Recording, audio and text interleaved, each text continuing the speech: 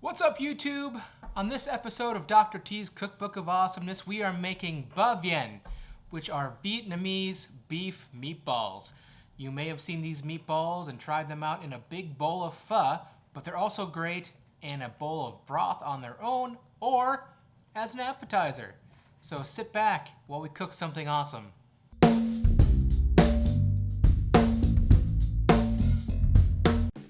Let's take a look at these ingredients. We have fish sauce, we have white granulated sugar, we have cornstarch, you can also use potato starch, beef base, white pepper, and baking powder. We'll be using a little bit of ice water, and then we have some vinegar and oil that we'll incorporate later, and of course 1 pound of 80/20 ground beef.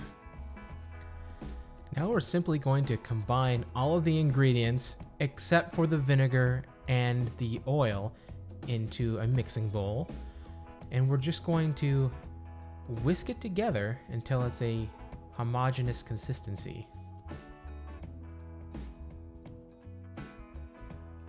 And now we're just going to add in that ground beef, and we're going to use our big mutton chop hands to mix it all together. We don't want to overwork the meat, so just mix it until it's completely combined, but don't try to work it too much.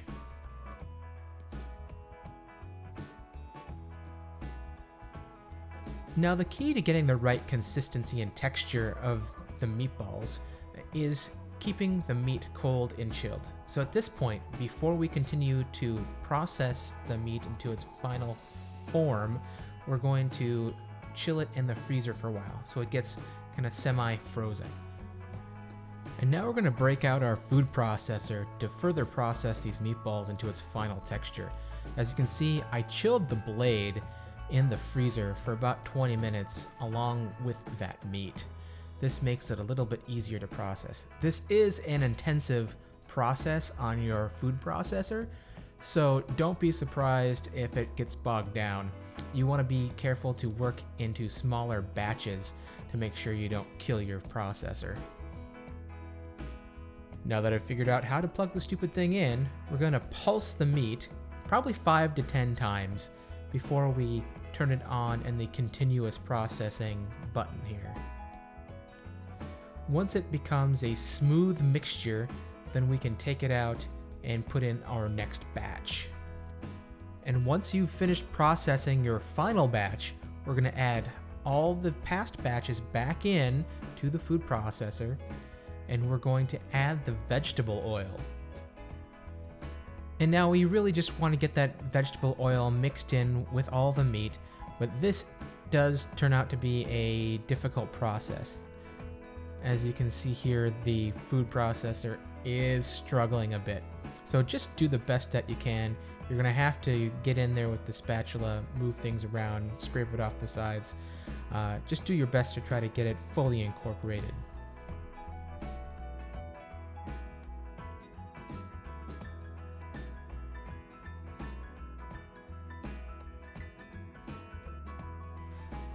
Now we want to put our meat mixture into a log form. This is going to help us form our meatballs later. But like I said earlier, we actually have to chill our meat once again. Keeping the meat cold again is the key to the right texture. So we're just going to form it into a log, roll it out, and stick it in the freezer for about another hour to hour and a half. And now we're off to make our meatballs. Our meat has chilled and it's going to be a lot easier to work with. What I've done here is I've just clipped off the end of our cellophane package, and then I can just squeeze out just the right amount of meat from the end of our meat tube. So I'm just pinching and twisting, and it gives me about an ounce or so per meatball. And then I'm just rolling it up in my hands. And if they get too sticky on your hands, you can just wet your hands with some cold water. That'll help to keep the meat from sticking too much to your phalanges. Here are the finished meatballs, and depending on how big you make them, you'll end up with 20 to 30 of them. And now we're going to add some vinegar to a bowl full of ice water. After we cook our meatballs, we'll want to quickly put them into the ice bath. This will help the meatballs set and make sure that they don't shrink up too much. Now we simply drop the meatballs into a simmering pot of water. These meatballs will drop down to the bottom and then they'll rise up as they cook. And once they're all floating, we'll want to cook them for an additional 5 to 7 minutes.